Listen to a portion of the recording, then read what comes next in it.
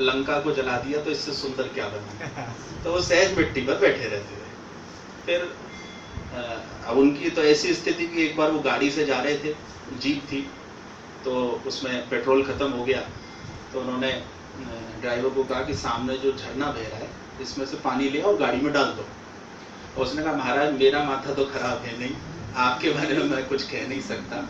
अरे पानी से भला कहीं जीप चलती है क्या? बोले नहीं नहीं, तुमको किसी को कुछ नहीं बोलना, जाओ जो मैं कह रहा हूँ वो करो। वो ड्राइवर गया, उसने झरने का पानी दिया और ला करके जीप में डाल दिया। कहा महाराज ये तो खराब हो गई। बोले बोलो मत, चालू करो, चलो। उन्होंने स्टार्ट किया, जीप स्टार्ट हो गई। 500 किलोमीटर तक वो गाड़ी चलती थी।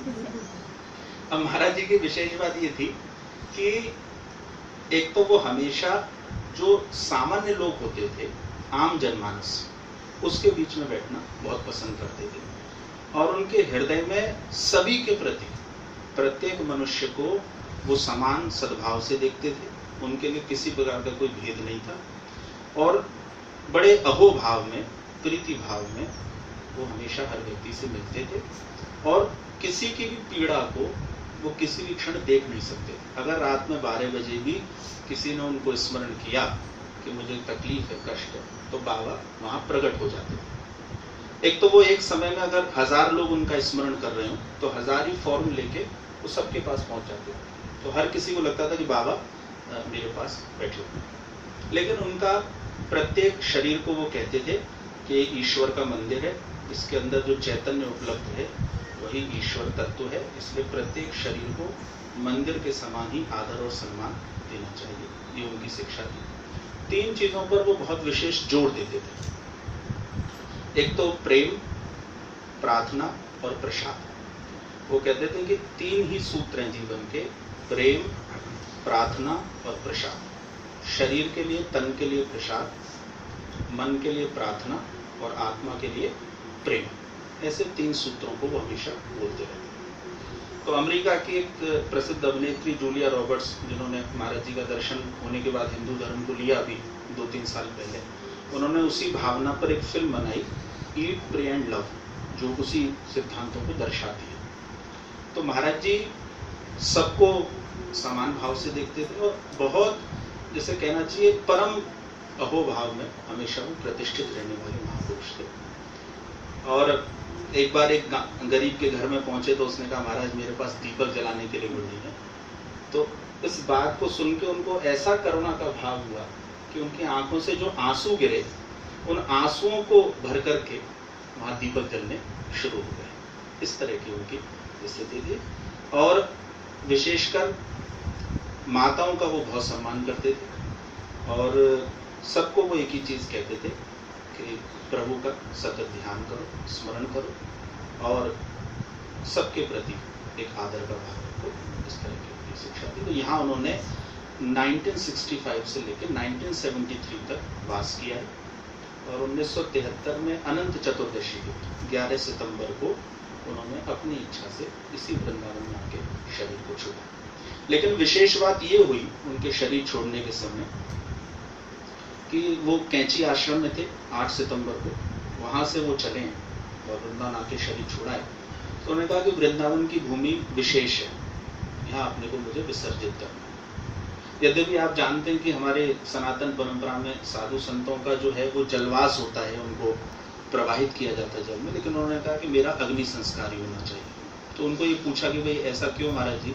तो उन्होंने कहा कि अग्नि संस्कार होने से आत्मा की शरीर में जो आसक्ति है वो कम होती जाती है, इसलिए अग्नि संस्कार सर्वश्रेष्ठ है, तो मेरा अग्नि संस्कार ही करना। वही उनका यहाँ हुआ जहाँ भी आपने पूज्य सदगुरु जी के साथ जहाँ दर्शन किया समाधि मंदिर का बाहर, तो यही बाबा का अग्नि संस्कार हुआ। मेरा सौभाग्य है कि मेरे ग्रैंडफादर पंडित श्री बनवारी लाल जी पाठक, वो वृंदावन लीला काल में महाराज जी के सबसे ज़्यादा 18 घंटा 24 घंटे में वो उनके साथ रहते थे। वो उनके कंधे पे हाथ रख के चलते थे और वो बहुत सी रहस्य लोगों की चर्चाएं उनसे विभिन्न समयों पर करते रहते। कई बार वो उनके कंधे पे हाथ रख के भी अदृश्य हो जाते थे, फिर आ जाते थे लौट करके। गाड़ी में निकलते थे आश्रम से तो ड्राइवर को बोलते थे कि पीछे मुड़ के मत देखना जब तक मैं न बोलूं। अब उनका ड्राइवर जो था वो एक मुसलमान था, हबीब उसका नाम था। तो कहा कि हबीब पीछे मुड़ के मत देखियो जब तक मैं ना कहूं। मैंने कहा ठीक है महाराज। अब वो शीशे में देख रहा है कि पीछे की सीट पे महाराज जी बैठे हुए हैं। तो उसने कहा महाराज कहाँ चलूं मैं? बोले ये मुझे नहीं पता, तुझे जो मार्ग दिखे वहीं पे चल बस, और जब तक मैं ना कहूं पीछे मुड़ के मत देखिए। अब बोले मैं अंधेरे रास्ते पर गाड़ी चला रहा। तो गाड़ी चलाते चलाते मैं थोड़ी देर के बाद शीशे में देखता हूँ कि पीछे की सीट खाली है। अब बोले डर के मारे मेरे हाथ कांपने लगे, लेकिन बाबा का आदेश है कि जब तक मैं ना कहूं तो पीछे मुड़ के मत देखना। तो मैं गाड़ी चलाता रहा। थोड़ी देर के बाद देखता हूँ तो बाबा पीछे सीट पे बैठे, उनको पसीना आ रहा है, पसीना पहुंचने लगे। तो वो बहुत सी चीजों को बहुत तरह से करते, लेकिन उनका हर जो संस्मरण है वो अपने आप में उपदेश होता था, और वो 3 ही मूल सूत्रों पर, प्रेम, प्रार्थना और प्रसाद, यही उनके मूल 3 सूत्र है। और वो प्रेम को ही जीवन का सर्वोपरि धन मानते थे, और वो कहते थे कि मनुष्य का जो देह है ये सर्वश्रेष्ठ है, सर्वोपरि है, और उपासना के लिए मिला है।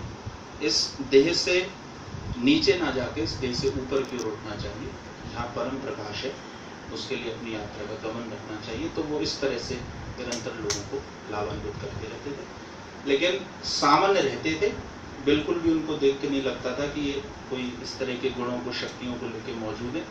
अभी मैं महाराज जी को जिक्र कर रहा था बाहर, कई बार वो यहाँ बाहर खुद ही अपने हाथ से झाड़ू लगा रहे होते थे, तो कोई आके उनको पूछता था कि अरे वो नीम करोली बाबा कहाँ है, हमें उनका दर्शन करना है। तो वो कहते थे अरे तुम क्या बात करते हो, 1 नंबर का ढोंगी है, भूल के भी मत जाना उसके पास। तो वो खुद ही उसको गेट से भगा देते थे, लेकिन वो इतना सामान्य रहते थे, और घुटने तक की धोती, और रेत में बैठते थे। तो कहते थे जो कुछ है ये रेत है, इसी में बैठते थे। और उनको एक बार पूछा कि आपने इतना बाहर यहाँ मंदिर क्यों बनाया, वृंदावन के अंदर बना सकते? तो उन्होंने इतना ही कहा कि साधु का धर्म है कि भाई बस्ती में जाए और फिर बस्ती से निकल के बाहर आ जाए और अपने काम में लग जाए, इसलिए मुझे लौट के बाहर नहीं। तो बहुत सहज भाव से रहते थे, कहीं उनके अंदर कुछ ऐसा नहीं था। और तत्कालीन समय में बहुत से लोग जिन्होंने यहाँ से ऊर्जा प्राप्त की साधना के द्वारा, नाम पर और साधना पर वो बहुत बल देते थे, ध्यान लगा के रखते थे, बराबर समाधिस्थ रहते थे। थोड़ी थोड़ी देर में समाधि से बाहर आते थे, फिर कुछ चर्चा होती थी, फिर बैठे बैठे वो समाधिस्थ हो जाते थे। फिर लोग बैठे रहते थे, कब वो समाधि से बाहर आए, फिर कोई चर्चा हो। लेकिन जिस समय वो समाधि में होते थे उस समय लगता था कि वो विभिन्न स्थानों पर गमन करते हुए वापस अपने शरीर में लौटते थे, तब उनकी कुछ चर्चा होती। तो बहुत सबके प्रति उनका बहुत सद्भाव था। अब जैसे बाहर ये समाधि मंदिर है जहाँ भी आपने दर्शन किया है, आप अभी बाहर निकलेंगे तो इसके ऊपर आप देखेंगे तो चारों धर्मों का संगम इसके अंदर, क्योंकि महाराज जी को हिंदू भी मानते थे, मुसलमान भी, सिख भी और ईसाई भी। तो ये जो बाहर समाधि मंदिर है, इसका जो शिखर है, इसके सबसे ऊपर मस्जिद का कलश है, उसके नीचे चर्च का वो है, फिर मंदिर का है, और सामने गुरुद्वारे का चंद्राकार है। ऐसे चारों का समन्वय इसके शिखर में किया गया है, जो महाराज जी की समस्त धर्मों में सद्भावना और प्रीति का परिचय है। इस तरह से महाराज जी का अलौकिक व्यक्तित्व, लेकिन आज भी वो प्रकट होते हैं, लोगों को दर्शन देते हैं, लोगों की मनोकामनाएं पूरी होती हैं। अभी उत्तराखंड में एक मेरे मिलने वाले हैं, वो मुझे एक दिन अपना महाराज जी संस्मरण बता रहे थे। उन्होंने कहा कि मैं अपने परिवार के साथ जा रहा था और गाड़ी में तेल मेरा खत्म हो गया और जंगल का रास्ता था, मैं बहुत चिंतित हो गया क्योंकि मेरे बच्चे और सब परिवार था साथ में। तो मैंने नीम करोली बाबा का स्मरण किया कि बाबा रक्षा करिए आप मेरी, मैं जंगल में खड़ा हूँ अकेला।